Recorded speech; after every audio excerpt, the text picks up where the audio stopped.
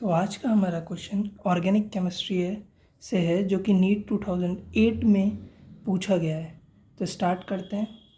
In a reaction of aniline a coloured product C was obtained. C जो product है, पहली चीज़ तो इसने कह दिया ये कलर्ड है ना। और हमसे ए में कहा गया है एनिलीन। एनिलीन जब रिएक्ट करेगा NaNO2 प्लस HCl से तो बी प्रोडक्ट क्या बनेगा। ठीक है, यहाँ पे जब ये NaNO2 HCl रिएक्ट करता है एनिलीन से तब बनता है बेंजीन डाईएजोनियम क्लोराइड, जिसका स्ट्रक्चर बी का कुछ इस तरीके से होता है।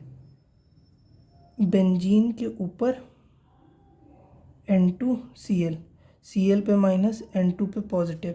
ये जो है ये इलेक्ट्रोफाइल की तरह एक्ट करता है ना। अब ये है इलेक्ट्रोफाइल। अब B से C जाने पे कंडीशन क्या है, कोल्ड। ठीक है, हमारे पास क्या है N, N डाईमिथाइल बेंजीन। ठीक है, अब इसकी रिएक्शन हम करवाएंगे बेंजीन डायज़ोनियम क्लोराइड से, तब क्या बनेगा, है ना। अब ये हमसे कह रहा है, ये हमारा है N, N डाईमिथाइल। ठीक है, इसमें जो है इसके पास क्या है, लोन पेयर नाइट्रोजन के पास। ये क्या है, इलेक्ट्रोफाइल। इलेक्ट्रोफाइल मतलब इलेक्ट्रॉन लवर। ये अटैक किस पे करेगा, जहाँ पे इलेक्ट्रॉन की डेंसिटी सबसे ज़्यादा होगी, है ना। अब ये जो हमारे लोन पेयर हैं और ये इसके नीचे बेंजीन है, इसमें होगा रेजोनेंस। ठीक है, अब इसके ये ऑर्थो हो गई, ये मेटा, ये पैरा। पैरा पोजीशन पे इलेक्ट्रॉन की डेंसिटी बढ़ा देंगे ताकि ये जो ग्रुप है BDC बेंजीन डायज़ोनियम क्लोराइड, ये इस पे आके रिएक्ट कर सके, अटैक करेगा इलेक्ट्रोफाइल यहाँ पे। ठीक है, अब यहाँ पे इलेक्ट्रॉन डेंसिटी बढ़ाने के लिए इनके लोन पेयर इस रिंग में पार्टिसिपेट करेंगे और फिर इधर से इस पे, फिर इस पे, फिर इस पे, इससे इलेक्ट्रॉन डेंसिटी बढ़ेगी यहाँ पे। अब ये जो इलेक्ट्रोफाइल है वो यहाँ से इस पे अटैक करेगा, तो जो प्रोडक्ट बनेगा हमारे पास वो कुछ इस तरीके से होगा, NH ये बेंजीन NCH3CH3। अब जो ये यहाँ A से B बना है इलेक्ट्रोफाइल, ये है SN1 reaction, nucleophilic substitution reaction. ठीक है, जो कि एरोमेटिक है ना। ये एरोमेटिक कंपाउंड है, जितने ये बेंजीन वाले स्ट्रक्चर होते हैं ये एरोमेटिक कंपाउंड कहलाते हैं। जो SN1 एरोमेटिक रिएक्शन है ये कैरेक्टरिस्टिक रिएक्शन कहलाती है, यानी ये किसको रिप्रेजेंट करती है, जो aromatic BDC benzene diazonium chloride है ना, इसकी ये कैरेक्टरिस्टिक रिएक्शन है, यानी यही रिप्रेजेंट करेगा। अब यहाँ पे जो बेंजीन डायज़ोनियम क्लोराइड है, ये जो स्ट्रक्चर है क्यों बनता है, ये बनता इसलिए है क्योंकि ये स्टेबल होता है रेजोनेंस की वजह से। और स्टेबिलिटी इसको किस टेम्परेचर पे मिलती है, 0 डिग्री से 5 डिग्री सेल्सियस पे। ठीक है, तब इसको कंडीशन जब हम कोल्ड देते हैं तब ये इसके साथ रिएक्ट करता है ना, तब हमको ये प्रोडक्ट मिलता है। इसको कहते हैं, ये देखिए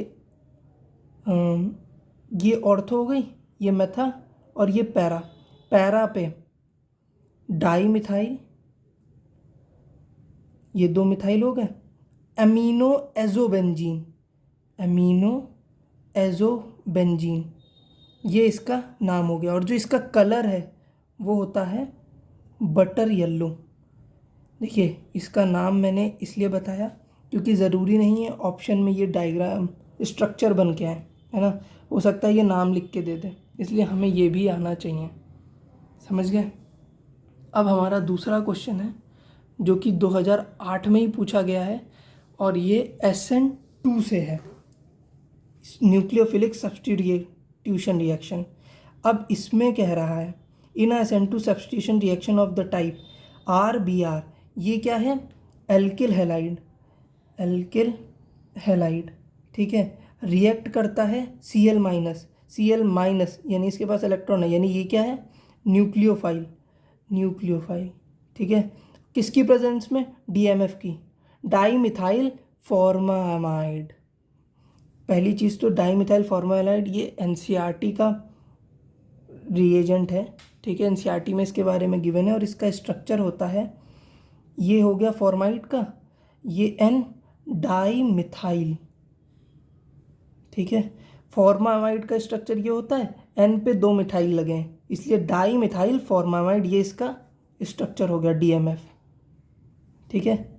अब एल्किल हैलाइड जो है, ये जो रिएक्शन है प्राइमरी और सेकेंडरी एल्किल हैलाइड शो करते हैं, ठीक है। टर्शरी क्यों नहीं अच्छे से करते हैं, क्योंकि उसमें स्टेरिक हिंड्रेंस आ जाता है।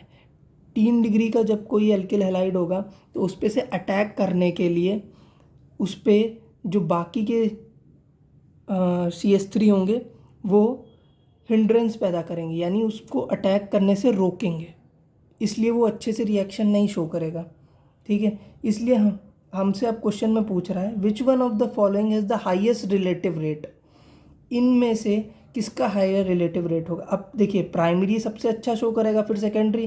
प्राइमरी इसलिए अच्छा शो करेगा क्योंकि स्टेरिक हिंड्रेंस कम है, यानी इसका मतलब हमें एल्किल हैलाइड वाली रिएक्शन में क्या देखना है, स्टेरिक हिंड्रेंस कम होना चाहिए, और भी कंडीशंस होती हैं, है ना। अब देखिए स्टेरिक हिंड्रेंस कम होना चाहिए, इसका मतलब CH3X सबसे ज़्यादा शो करेगा, फिर प्राइमरी एल्किल हैलाइड शो करेगा, प्राइमरी हैलाइड, फिर सेकेंडरी, फिर टर्शरी, सबसे कम टर्शरी देगा। अब देखिए ये दोनों है तो प्राइमरी, है ना, पर इनकी जो चेन है ये देखिए 2 कार्बन की चेन है, ये 3 कार्बन की चेन है ना। अब